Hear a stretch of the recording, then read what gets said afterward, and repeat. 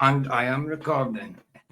Bless you guys. Yeah, I've literally about an hour ago just finished streaming with you guys. Rogers is live at this minute. But I seen this as I was going through YouTube as I thought, what am I going to watch while I fall asleep? And I just seen is this a channel called America Before? It was 80s. I just seen 1980s came to my site, and it was this video saying on the thumbnail it said failed 1980s inventions and 25 innovative products from the 1980s that failed miserably.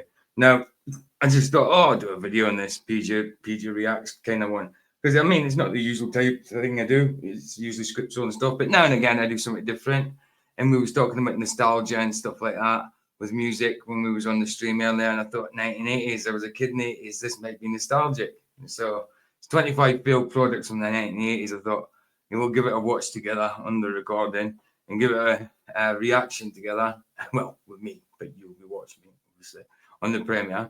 And give it a go, see what kind of nostalgia comes up. Give it a fair go, innit? So why not? Why not? Why not? Literally, this is it. This is the channel came across. There it is. It's called America Before. And this must be the dude's channel, I suppose. It's not that old. It's only from 2024. Yeah, 2024, January 24. And he's already got 82,000. Fair play. But I'll play this little video here. It's only 50 seconds so you can hear what he's got to say about his channel. Welcome to America Before, a captivating journey into the heart of nostalgic America. Spanning from the 1950s to the 1990s, our channel is a treasure trove of memories dedicated to reliving the golden eras of American history. Dive into a world where classic cars ruled the streets. Rock and roll and disco beats set the rhythm of life, and iconic TV shows and movies defined a generation. Explore the culture, technological, and social revolutions that shaped modern America. From vintage fashion to retro gadgets, America Before brings the past alive, offering a nostalgic escape and a deeper understanding of the decades that significantly influenced today's America. There you go. Fair play. Fair play. I'm already subscribed. Why is it saying subscribe? I subscribed up there already. Anyway, but I will put his link in the description afterwards. But after I'm finished, so it'll be there if you want to go sub to him. It's good for nostalgia, stuff like that. It's nothing to do with what we do, truth and all that, but it's something different. I thought, like, because we were talking about nostalgia earlier on, that you know what I mean, we'd have a look, see what kind of nostalgia feelings it brings back with these products. So let's have a look. Again, it's this one here we're watching. I've got it on video file, so I'll do it from there. 25 innovative products from the 1980s that failed miserably. So we're going to react to that. So let's do that then. Let's do that. All right, let's do that. And here we go. We shall get it now. Let's do it. There we go. 600 video game system and its new exciting games at a new low price. Oh, straight away, I know I recognize that one. Atari 2600. Never ever had one myself. But I always knew someone that had one. My nephew had one. I had the built-in one to the TV where it was just lines and squares for a ball and a racket or whatever for basketball or tennis or whatever. Or even like Frogger kind of thing, but it was all built-in sort of thing, no cartridges. Straight away, nostalgia. You draw here, and it comes out there. Sony Walkman is a tiny stereo cassette player. The 1980s were Sony Walkman. I mean, I remember personal stereo players definitely without a doubt, but I thought Sony Walkman would have came out in the early 90s. But I may be wrong there. packed with bold ideas and exciting new products. From high-tech gadgets to strange food experiments, companies weren't afraid to take risks. Some of these inventions changed the world, but others, not so much. Some were too early, too expensive, or just didn't make sense. That's true. There was plenty out there that I remember seeing them back in the day and thought to yourself, yeah, that'll be so cool. But maybe because of how much it cost to put them together, to get the equipment to be able to do it properly, it wouldn't have been worth it in the end. But some of the ideas were really, really cool that I remember, and they never came to fruition.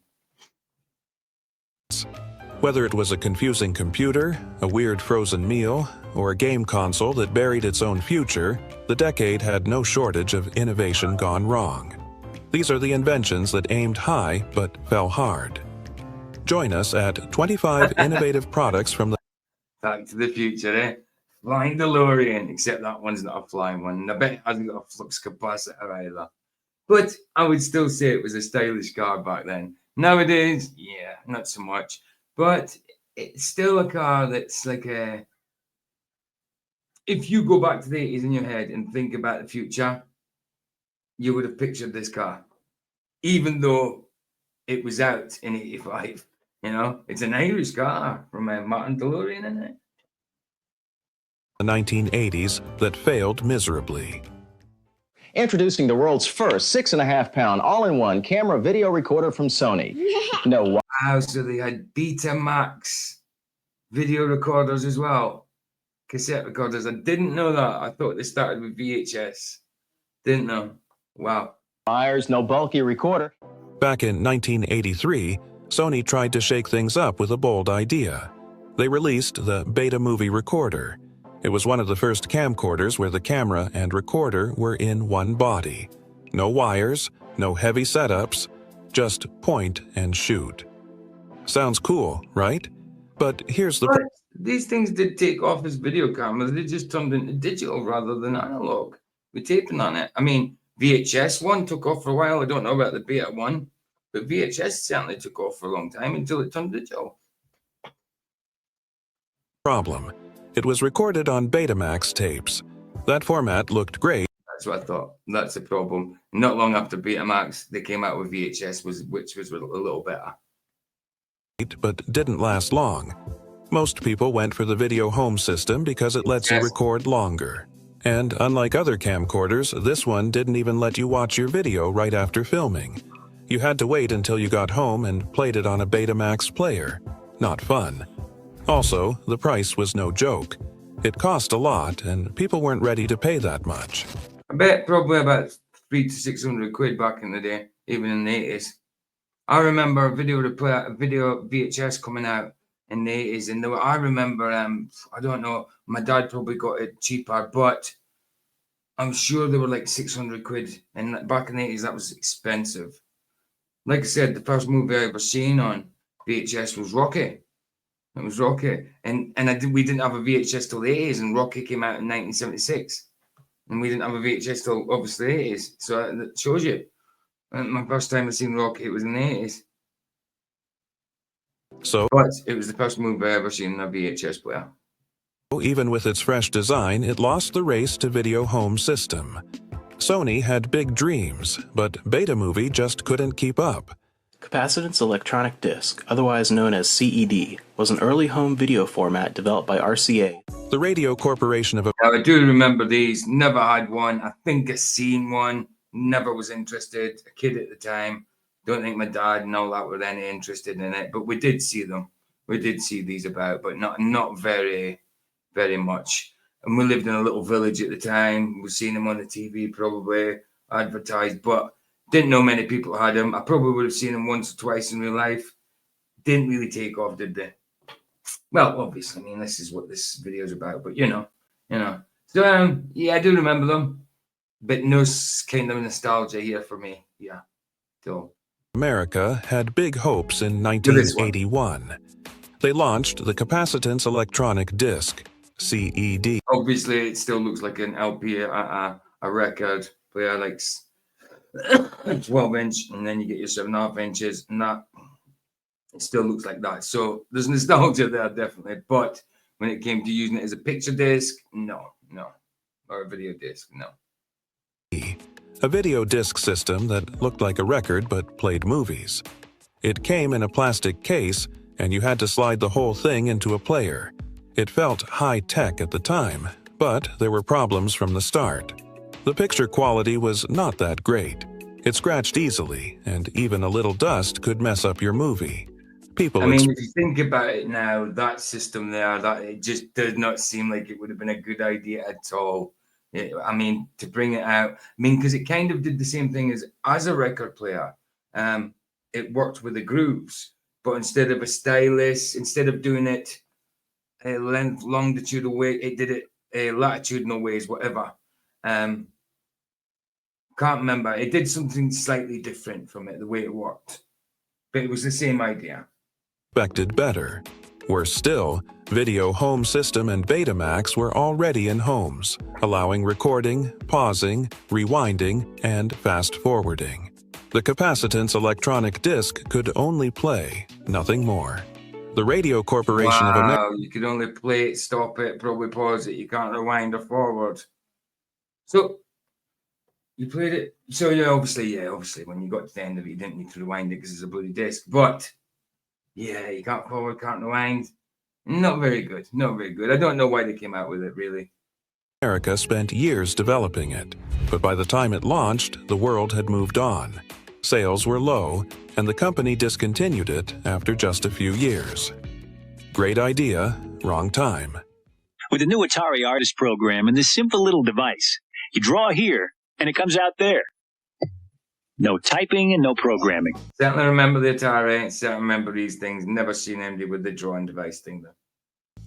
Atari introduced the CX77 touch tablet. Never seen these. I remember them being about, but never seen anybody with them, I don't think. Obviously, I remember the Atari brand, but never seen one of these in real life. Unless it was in a shop window, but never seen someone playing about with it or anything like that, In 1984. It was a drawing pad that let users create art on their television screens. The tablet came with a stylus and the Atari Artist software, offering 128 colors and various patterns. Users could draw, erase, and even trace images placed under a clear overlay. Despite its creative potential, the tablet didn't catch on. One major issue was the lack of additional software support. Beyond Atari Artist, there weren't many... Well, that's it. You could probably just do basic things with it. Draw some outlines and color in. You couldn't animate, probably. You couldn't do, I don't know, layouts, things like that. Cutting, copy, and pasting. I don't know. Obviously, it was very, very, a lot more basic back then, even though they had the technology. We know they did. Commercially, they put the more basic stuff out, obviously. Programs that utilized the tablet. This limited its functionality and appeal. Another issue was user interest. Most people used computers for games or basic tasks and digital... Remember that game? Do you know something? That house kind of picture rings a bell. That rings a bell for some reason, but it could do. A lot of people do things like that when they got these electronic things, but it kind of rings a bell there. Art was still new. Few saw the need for a drawing tablet, and it also required a separate program recorder. I mean, probably people would prefer Etch-a-Sketch than to do the Atari one, because you've literally got your hands on, you can feel it moving, you can feel it scraping, you feel it making the picture. I don't know. To save artwork, adding complexity. The CX77 touch tablet was ahead of its time. It offered a glimpse into digital creativity, but... In the 80s, isn't it weird that it was called a tablet? I understand why it's called a tablet, because of the shape of it.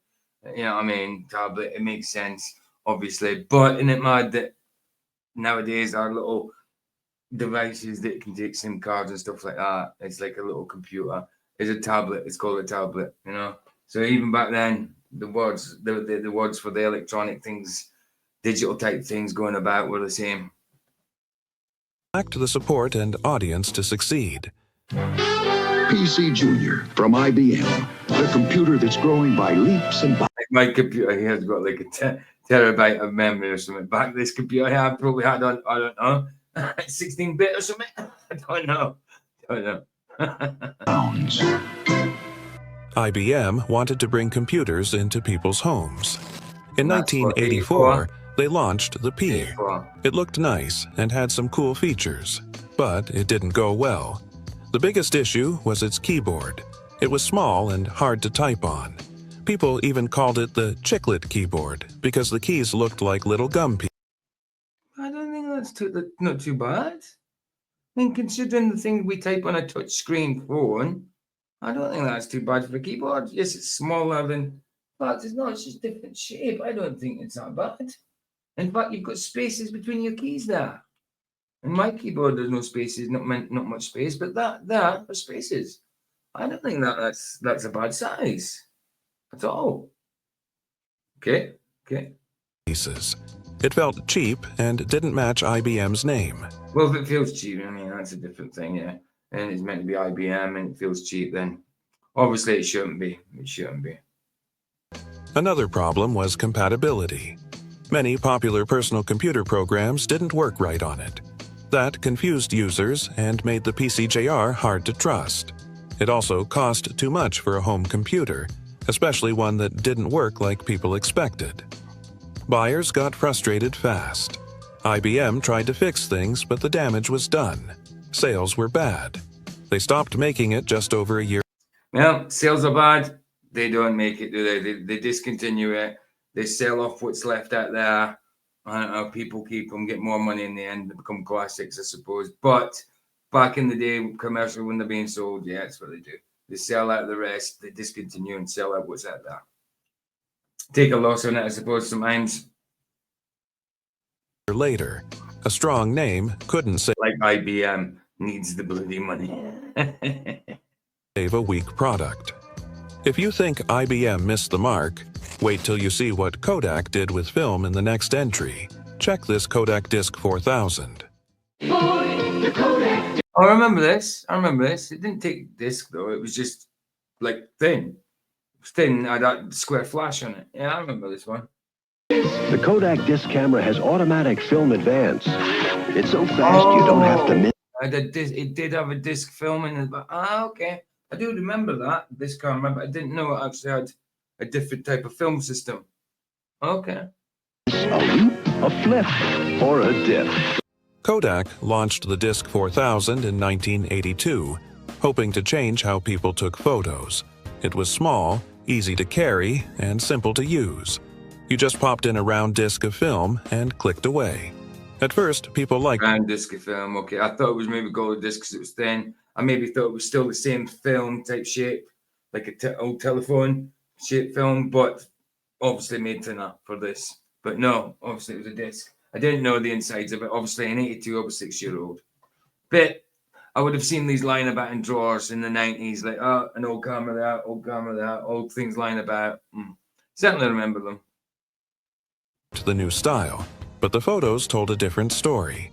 The camera I always remember my mum having was a Kodak.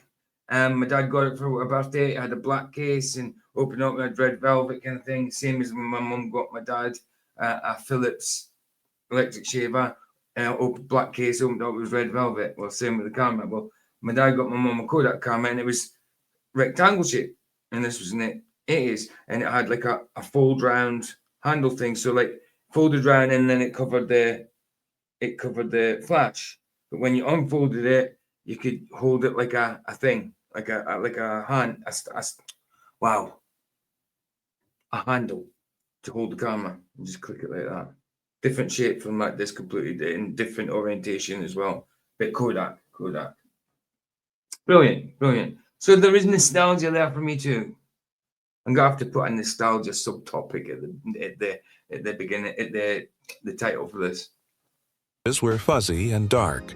The tiny negatives on the disc couldn't capture clear details. That was a big letdown. Right, and it doesn't look like you get too many on a disc either. Like when you got film, I think the least you got was probably about 36 or something. But that disc looked like, I don't know, about 20 at the most, maybe. Even though the camera looked modern, the picture quality ruined its chances. People didn't want to keep memories that looked bad. Photoshops also didn't love processing disc film. It added more hassle for them. Kodak pushed the idea for a while, but it never caught on. The disc I for suppose when you're used to the format of pulling the film out, snipping it up, processing it, easy. But then when it's in a disc, I suppose it's a different process of getting the little film out of it, maybe cutting it out, sliding it out. I don't know.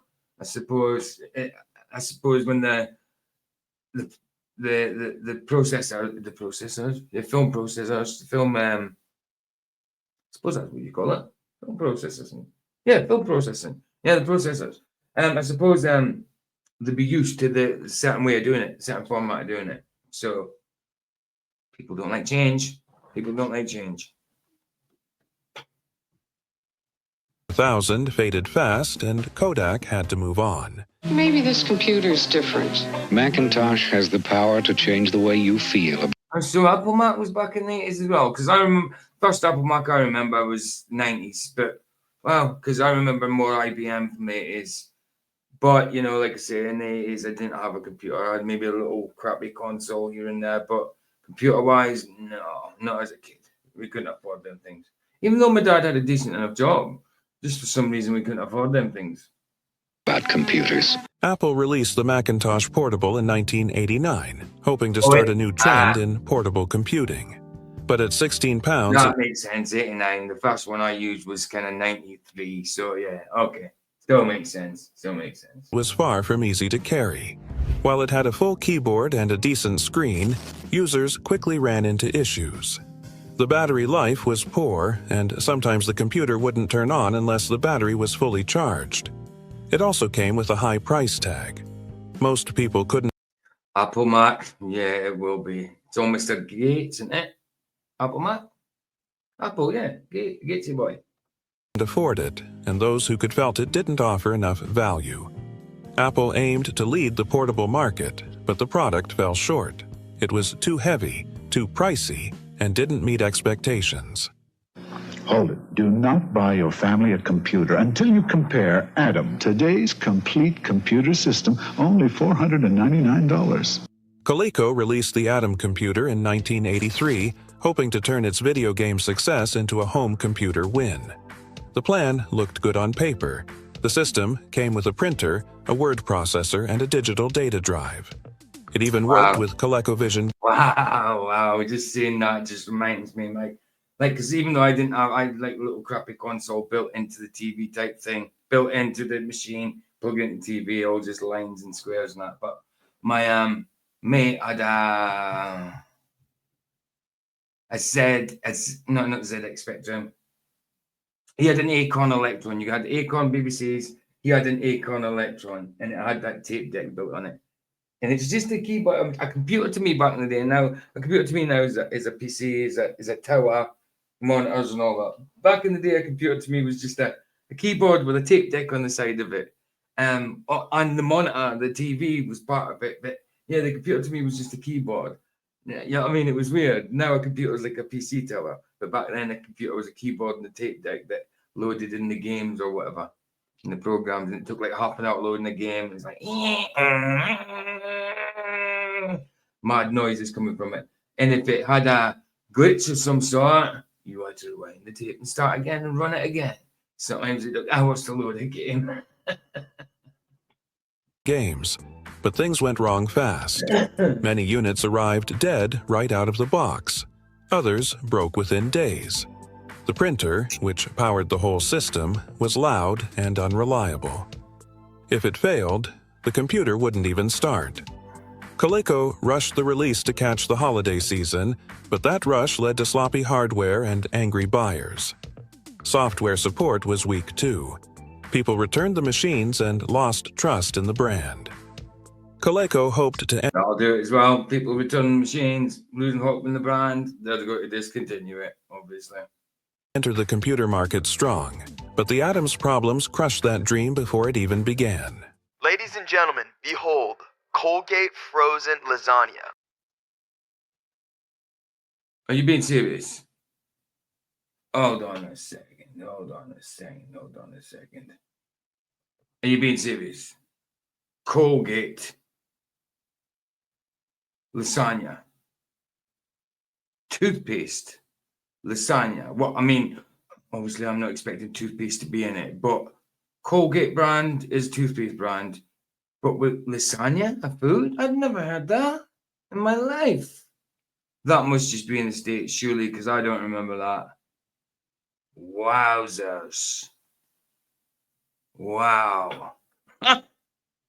In the 1980s, Colgate made a move no one saw coming. The toothpaste giant decided to launch its own frozen food line. One of the products was Colgate Lasagna. The idea behind it was simple. I mean, are you being serious? Colgate Lasagna? No, what? Come on. Was this an April Fool's joke? Seriously. Oh, come on. Seriously, no. Wow. Colgate No. Not having it. Not having it. Wow. already had strong brand recognition. They thought people would trust their name on food too, but that trust didn't carry over. Consumers saw the Colgate label and No nostalgia for me, just incredulity. What? Seriously?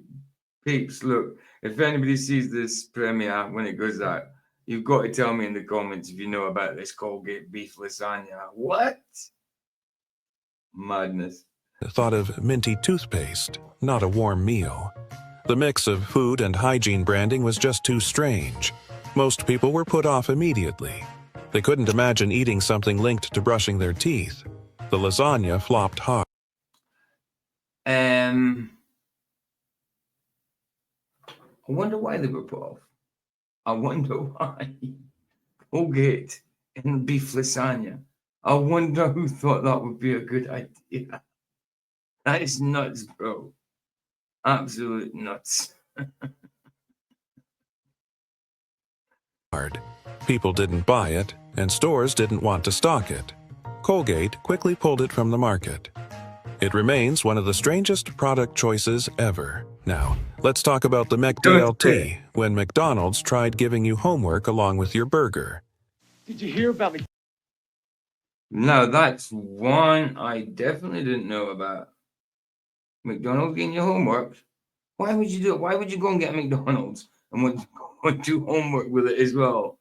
It's meant to be to take you away from them. Oh, school was yesterday. Let's go to McDonald's Saturday.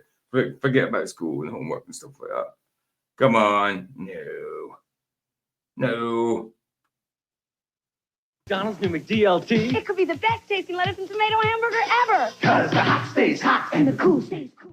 The McDLT was McDonald's attempt to offer a fresher burger by keeping the hot and cold parts separate. Lettuce and tomato went on one side of a large styrofoam box, while the patty stayed on the other. Customers had to put it together themselves. While the taste was fine, the packaging caused problems. It was bulky, wasteful, and used a lot of styrofoam at a time when people were becoming more environmentally aware. Many didn't like the extra trash or the extra work. You got to put it together yourself as well. People wanted quick. Hold on. Should have said that, sorry, I wasn't paying attention. Becoming more environmentally aware. Many didn't like the extra trash or the extra work. People wanted quick, ready-to-eat meals, not... Oh, sorry, I didn't go far enough. So, but yeah, they put it together themselves. Wow. No, thank you. If you want fast food, you want it already put together. Not do-it-yourself burgers. The McDLT quietly vanished and is now remembered mostly for its odd, wasteful design.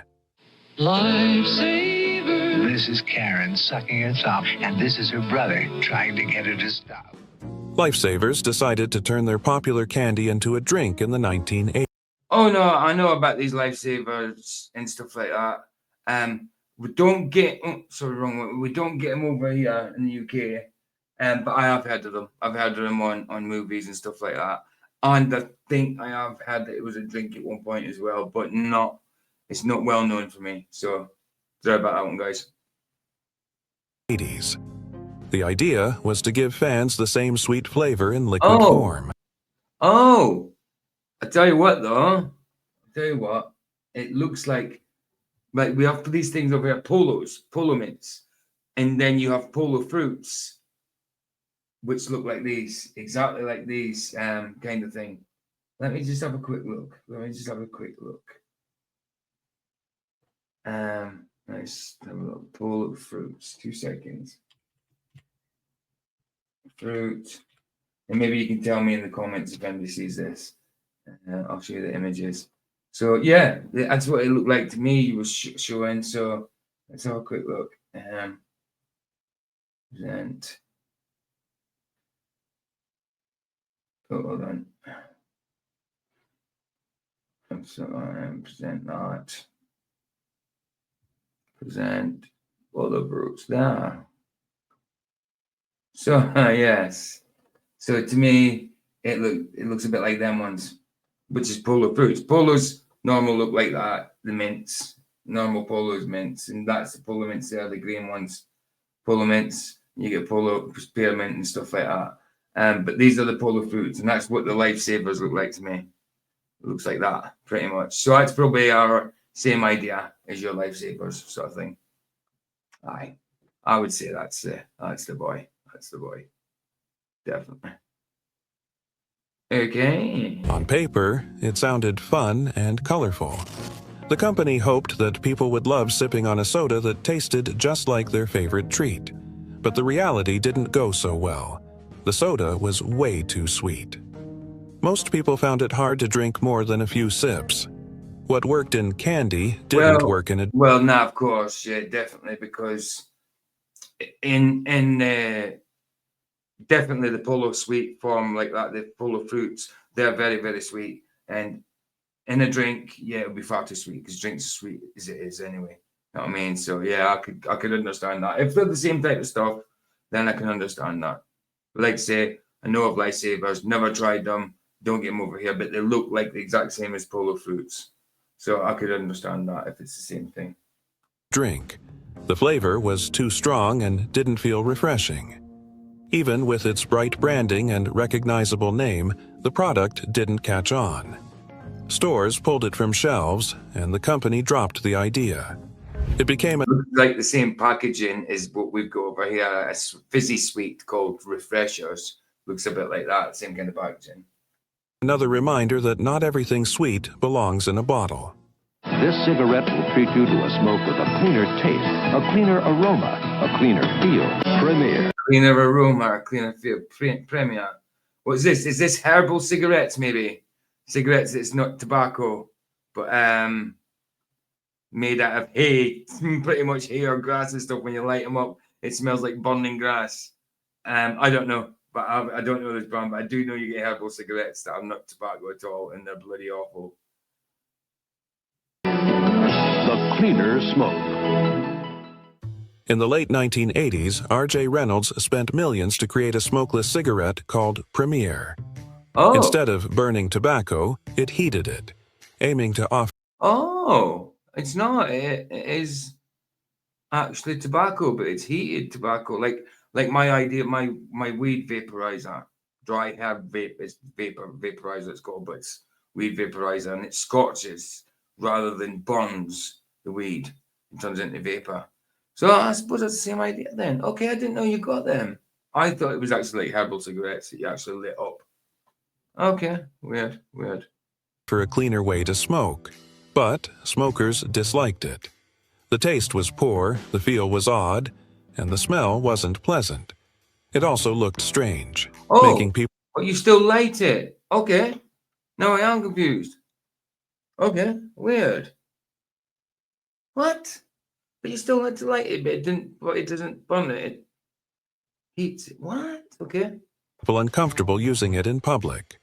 The company spent around $325 million on the project, but it failed quickly. Stores couldn't sell. That's maybe why I don't know much about them, because it failed. And obviously, I mean, what year was it? It didn't say that, but it looks like quite early 80s. I was a kid, obviously didn't smoke till I was 14. So, yeah. And users weren't interested. R.J. Reynolds pulled it from the market, losing a huge sum. Premier is now remembered as one of the costliest product failures in tobacco history. Pepsi's got your taste for life. In 1989, Pepsi thought people might want soda instead of coffee in the morning. So they made Pepsi AM, with more caffeine than regular Pepsi. Pepsi AM. I don't remember this one, but I do remember Pepsi having more caffeine of some sort. Maybe it was called something different over here. But I would have thought that would have been okay. I mean, look, people have energy drinks now with more caffeine. I thought that would have took off. Maybe it's the time. Maybe it's just the times, isn't it? It's the zeitgeist, spirit of the times. Maybe nowadays energy drinks favored. Back then it wouldn't have been. I don't know.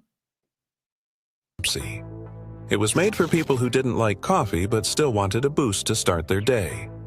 The idea was bold, and the name sounded strong and energizing. But even with such a powerful name, it didn't work. Most people just weren't ready to drink soda with breakfast. It didn't taste much different either, so there wasn't a good reason to buy it. Pepsi AM faded fast and was quietly pulled from shelves. Next, let's look. I do remember certain types of Pepsi. I don't remember one called AM, but I remember one with more caffeine. It's maybe called something different here, I don't know. At one of the weirdest cars from the 1980s. Nissan's bold yet confusing Pulsar. Sportback. Introducing the all-new 87 Nissan Pulsar NX. I actually quite like the look of it. And that TV right there is a Baird. I'm sure it is a BAIRD. Sure we've had it. Sure we had that TV. The Nissan Pulsar NX Sportback. I remember that car. Tried to be two cars in one.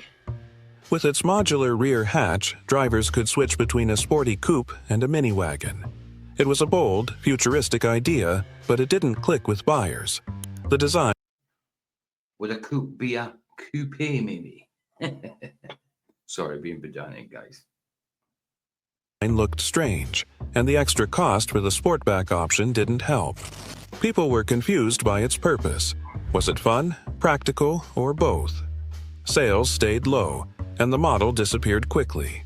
While it stood out, it became more of a novelty than a success. Nissan took a risk. That's the thing, a lot of these things do end up being just novelties, but a lot of people will spend a lot of money nowadays on eBay and stuff like that just for an 80s novelty. Back then, probably just discontinued, not worth anything. But now people got one. Like, I remember like a computer bike back in the 80s. It was a bit like a BMX, but I had a little panel on it, and you press buttons, it made sounds and stuff like that. I had lights and that maybe. And I thought it was something really special, but it wasn't. It's just a bike that made bloody electronic sounds, and it cost like hundreds more for it. But I bet if you've seen it, wouldn't be worth nothing now. But if you've seen it in eBay as a specialist thing, that I bet someone pay a fortune for it. Look, if you try and get a pair of those boots, it was in Back to the Future 2. To get even ones that look like very similar to them, like copies of them, $32,000 and stuff like that. I'm sure the one went for over $100,000 for a pair of those nice self-lace up boots. It's nuts, man. It's nuts. Anyway, off topic. Well, it wasn't really. But the market just wasn't ready for it. Making gameplay like this possible simply by adding a computer keyboard. Oh my goodness, that's that good dude. It was on Good Will Hunting. Can't remember his name. But he was on Good Will Hunting playing that psychiatrist. It can change your family. In 1980, Mattel promised to turn its Intellivision game system into a full computer with the new keyboard component.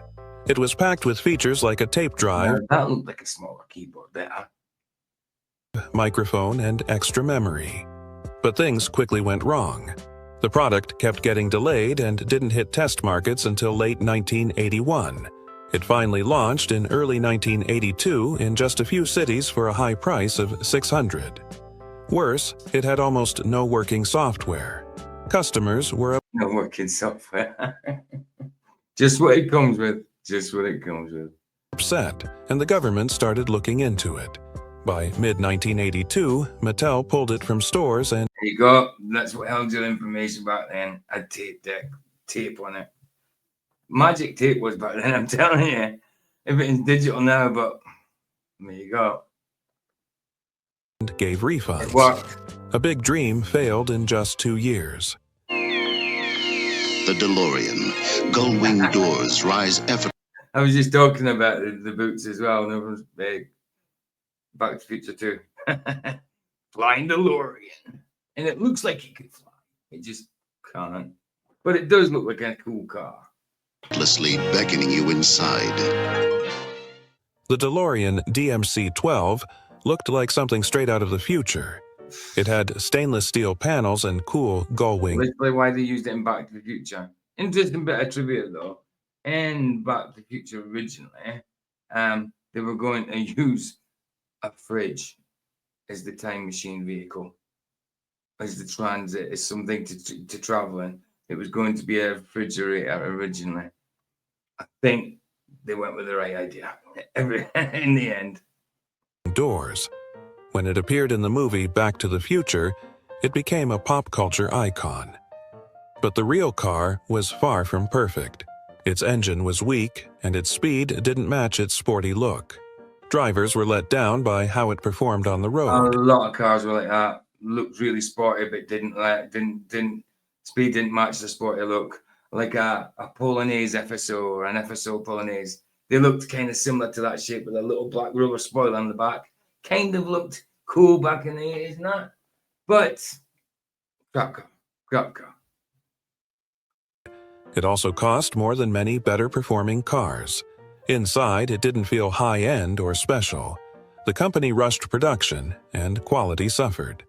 Sales stayed low. Fewer than 9,000 cars were made before the company went bankrupt. Even though the DMC-12 is still remembered today, it failed in the market. It was a car that looked amazing, but didn't drive that way. The dream was big, but the reality didn't match up. The Sinclair C5, £399. Want to buy one? Now these, I remember, never seen one in real life, seen it on TV. Always thought, wow, looks so futuristic. Cool, can't wait. Obviously not as good as what you actually think. A lot better things than that nowadays than that. But it did look cool back in the day. Just an electronic thing. You put your foot down, steer it from inside, close to the ground, quite fast, whatever. Yeah, you would have loved one of them. Aye, absolutely aye. But just take note of the telephone. I should have said it out there. A dial telephone, a ring telephone, whatever you want to call it. A rotary telephone, that's what it is. I loved them.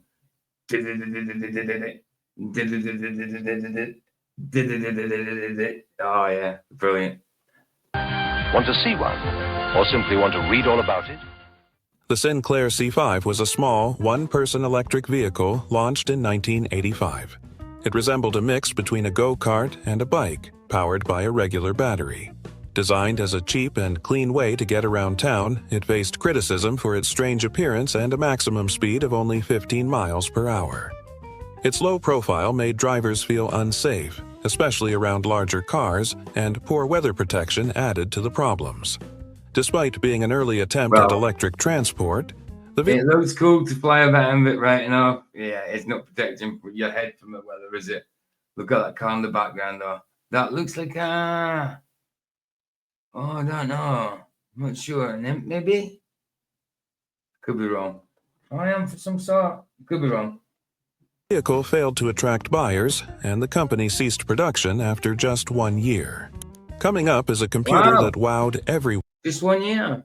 And I remember them. And the Amiga. The Amiga. But it also looks like it's got the Commodore symbol as well. Is that just the Amiga one? But I remember this one. I don't know what Amiga is, but I remember this one. Didn't know anybody had it, but I remember it well. And I remember Amiga as well. One with its power and graphics, but still couldn't survive. Let's talk about the rise and fall of the Amiga computers.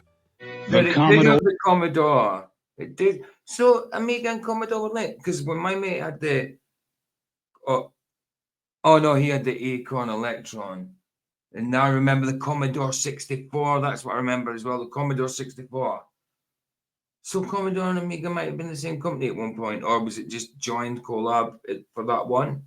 I don't know. I thought I'd seen the Commodore logo there. Okay. Or Amiga 500, the future of computing for the home, personal education, creative applications, and the business environment. The Amiga was one of the most advanced home computers of its time. Launched in 1985, it had amazing graphics, sound, and multitasking features that were perfect for games, animation, and video work. But the computers had problems that held them back. They lacked memory protection, so programs could crash easily. The early models needed multiple boot disks just to start. And that's the thing, when you crashed back then on these type of things, you had to reload it from the start. If you didn't save it from wherever, you know what I mean, you had to go back to the beginning, you'd lose loads of information. Now, things are just kind of automatically saved, and if it goes away, it just reloads it from like where it was 2 seconds ago or whatever, you know? You don't lose much nowadays, unless if it's wiped out for some reason. But, oh yeah, and when things went, glitched out, and to go back from the beginning and stuff like that. I mean, it's like when people used to download movies when the internet first came out, dial-ups, this shareware, it would take like 3 days, 4 days to download a movie. And if something glitched out in that 3 days, then you had to start again. It's like, wow, so much different now. So much different now. And software support was weak. Later versions, like the Amiga 600, removed useful features and confused buyers. While the Amiga had brilliant tech, it was often hard to use, underpowered, or unfinished. These flaws made people turn to simpler, more reliable personal computers. Yeah, Amiga Commodore. The Sony Walkman is a tiny stereo. Like, yeah, remember these. I never had the Walkman as such until later on in the 90s, but I didn't know they came out in 89, but it makes sense. But I had a personal stereo in the 80s, loved it. A red one, yellow buttons, red, the play button was a red one, the other ones were yellow, with headphones with the orange little muffs on them, little sponges on them. Loved it. But Sony Walkman came out, it was just a little bit better, you know, I had a better feel, a better look, on the radio and an AM radio and such. But then you got the Sony Walkman when it came out on mobiles as well, mobile phones. Back in the early 2000s and that, on your mobile Sony phones, you got a Sony Walkman phone. Yeah. So they went about for a while, Sony Walkmans. So, I mean, this being failed, I don't know. Stereo cassette player with truly incredible sound. The Sony Walkman changed how people listened to music in the 1980s. It made music portable. You could clip it to your belt and listen on the go. It was a huge hit. Everyone wanted one. Maybe that's what you called a Walkman, even if it was not Sony, but we called it a personal stereo. The sound was good, and the design was cool. It is, but like that. Sony got stuck. Like that. It's just called a Sony stereo. There's no Walkman there. That's not actually Sony Walkman. That's just Sony stereo. So we just called them personal stereos. My brand that I had was probably Philips or something cheaper. But yeah, loved it. In the past. As the world moved toward digital music, loved it to the point that I had it for years, and even the door came off of it. The drawer came off it, and I still used to play it. The company hesitated. Other brands started making MP3 players. Then Apple launched the iPod and took over the market. Yeah, MP3 was good. I had an MP3 player in 2017 still, when I was in rehab. It's cool to listen to music, listen to radio, and MP4, and yeah, and now look what we've got. Sony had the tech to compete, but it didn't act fast enough. Instead of leading the digital shift, Sony held on to old systems. Their music software was clunky and hard to use. By the time they reacted, it was too late. The Walkman lost its place in music history. The brand that once ruled portable music fell behind. See, but it wasn't a failure. RCA video disc player. This was more about like innovations that failed.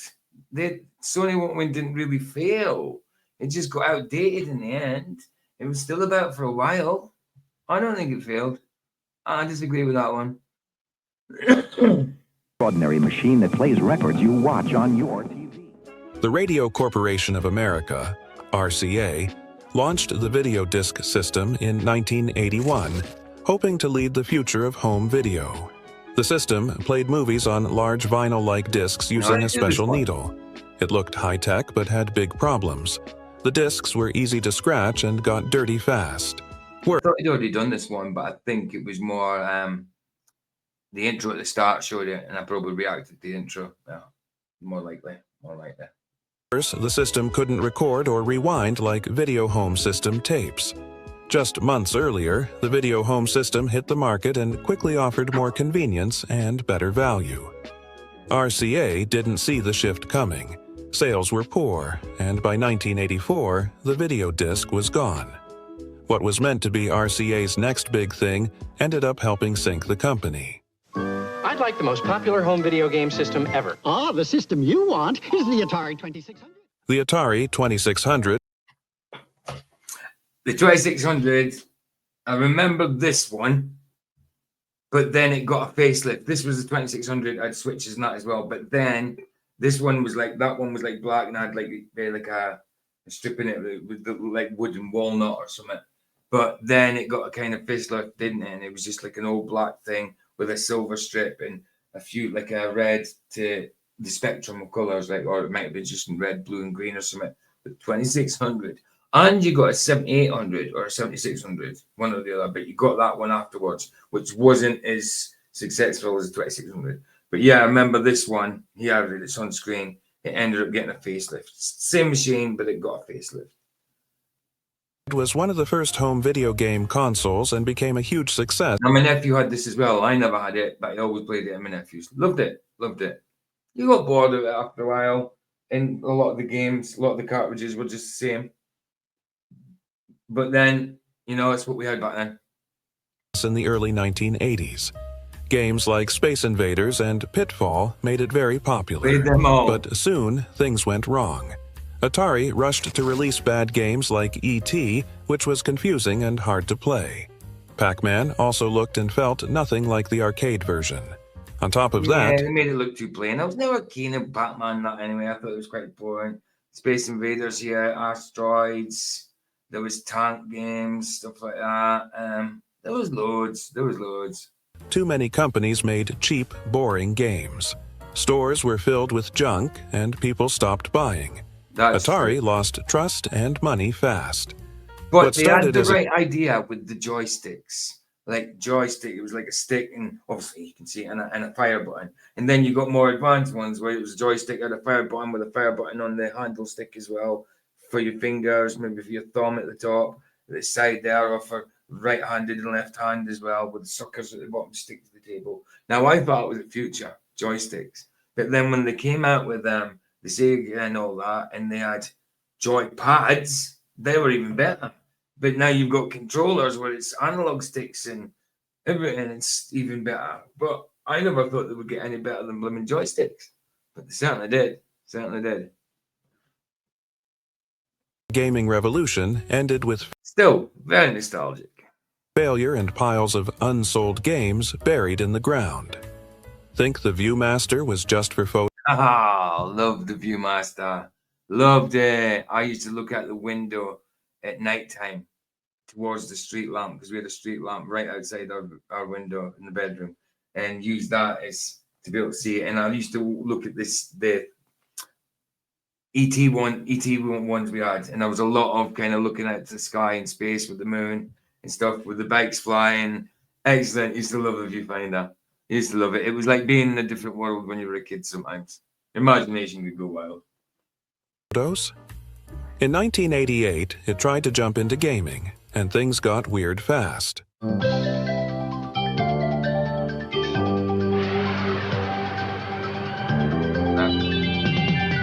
I didn't know that. In 1988, Viewmaster tried to bring television and video. Viewmaster did that.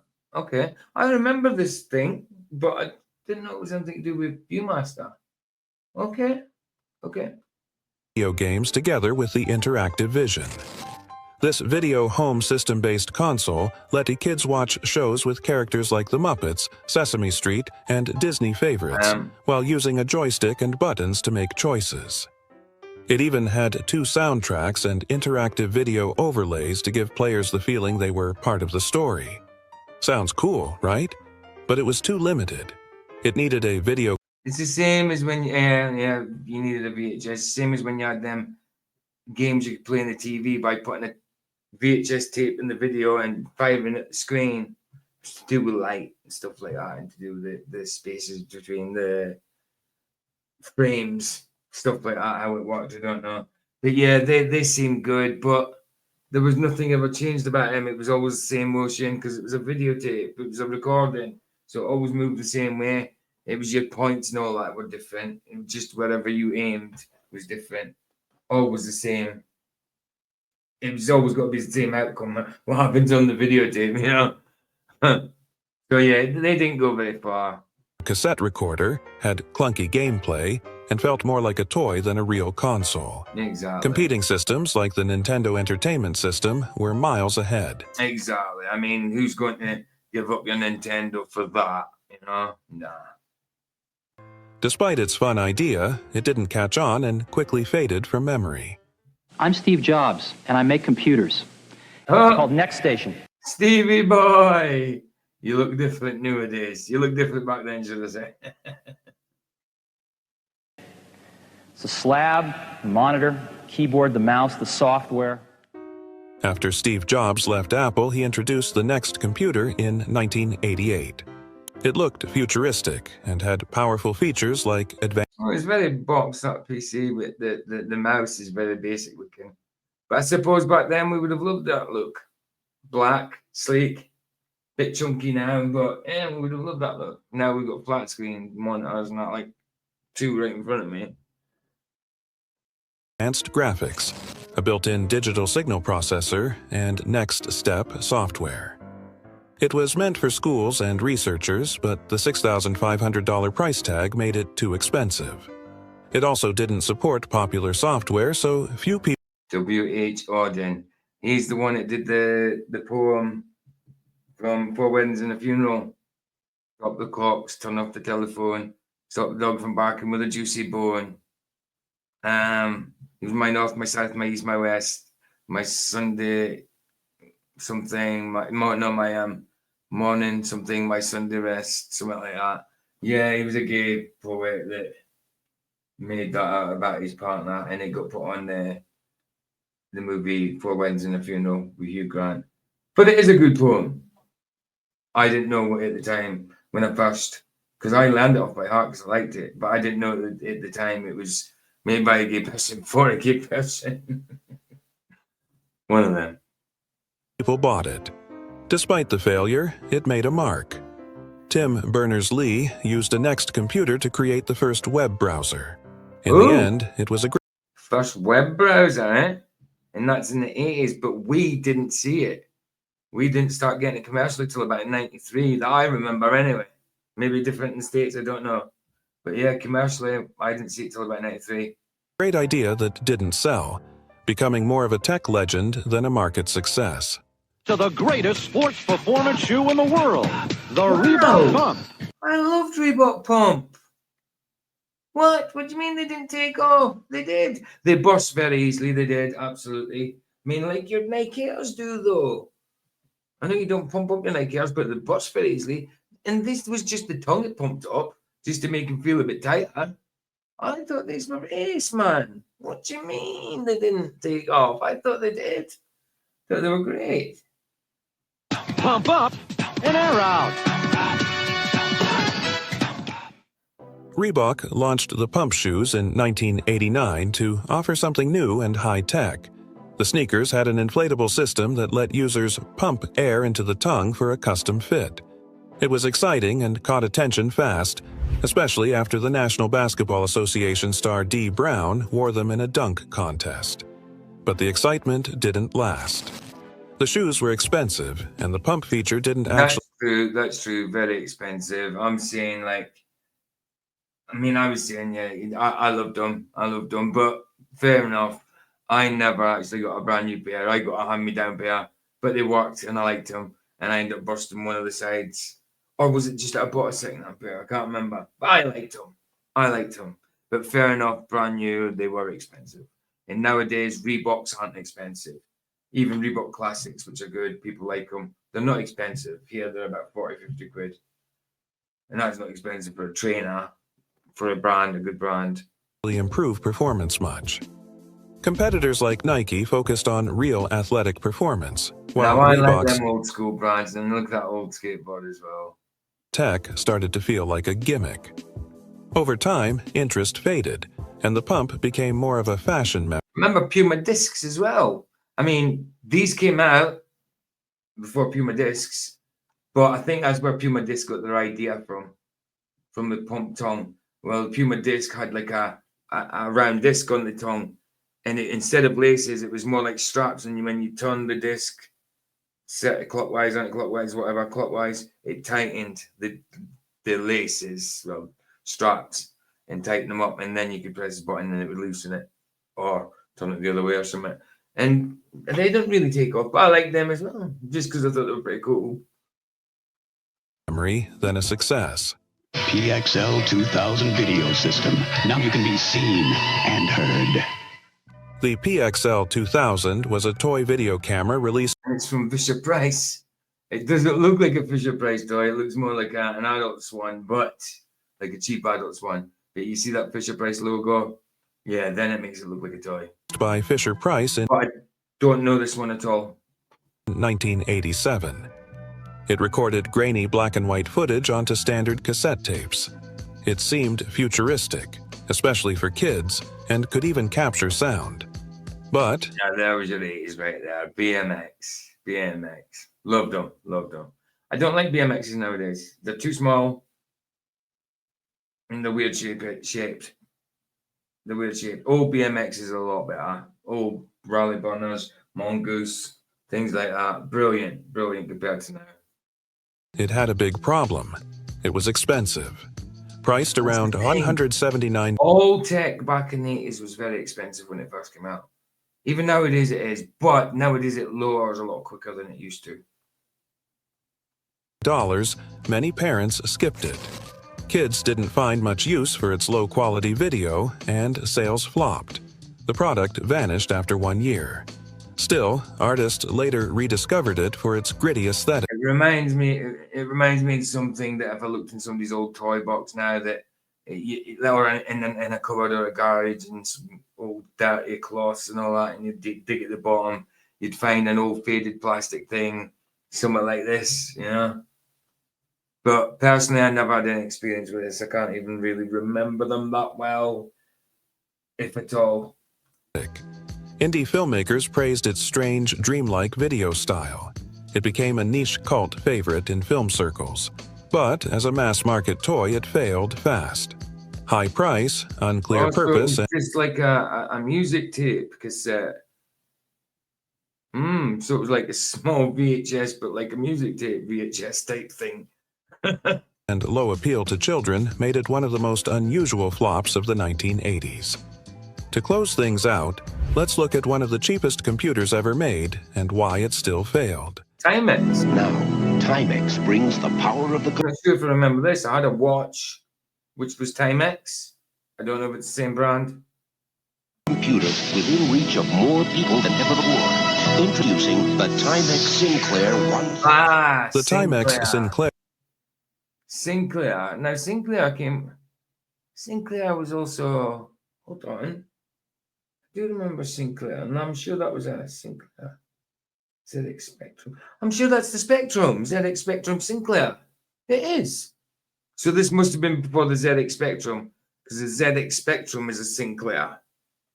The one with the rubber buttons, I'm sure. So this must have been the one before. Sinclair 1000 was launched in 1982 as one of the most affordable home computers ever. Priced under $100, it aimed to bring computing to the masses. It featured a black and white display, 2 kilobytes of random access memory, a membrane keyboard. 2 kilobytes. I'm black and white, but 2 kilobytes. Wow. Wow, what would that get you now? A sentence in words? And used cassette tapes for programs. Despite the low price, it had many flaws. It was slow, limited, and hard to use. The keyboard frustrated users, and most useful software needed extra memory. Competitors like the Commodore 64 offered more power. There it is, Commodore 64. That's the most common one that I remember. I seen an Electron BBC. No, Electron BBC. Yeah, before I ever seen a 64. But Commodore 64 was the most common that I remember when I was younger. And better features. Even a 16-kilobyte version couldn't save it. Though it sold well at first, the computer quickly fell behind and faded from the market. Oh, there we are. There we are. All done.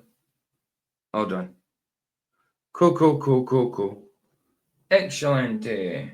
So that was 25 failed 1980s products. But it says failed miserably, but I think some of them didn't feel that miserably that I've seen on there. But that was interesting. Something different.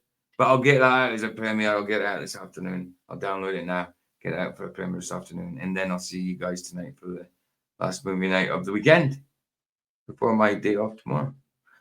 But yeah, again, this is the guy's channel there. We already did that. America before. There you go. There's some of the things he does there. Let's go his videos. There you go. That kind of thing. 1970s. There you go. Polaroids. So yeah, it could be interesting. Nostalgic. I'd like to have a look at that. Oh, more 80s stuff. 80s tractors. Oh, good. Yeah, I'm going to have a look at his channel and that, but I'll put his link in the description. Excellent. Loved it. I thought it was pretty cool. Something different. Absolutely something different. But there you go, guys. There you go. That's that done. Bless you guys, and I will get this out as a premiere this afternoon. So I don't know, for 6 hours away or something. I don't know, but let me get it downloaded, do a thumbnail and all that. Bless you guys. It's already an hour and wow, it's nearly an hour and 10 long. But yeah, I'll get it out. Bless you guys. Love yous. Mad love and lots of respect. Ta-ta. Hear the sunset's free. It's free. Indeed. Ta-da.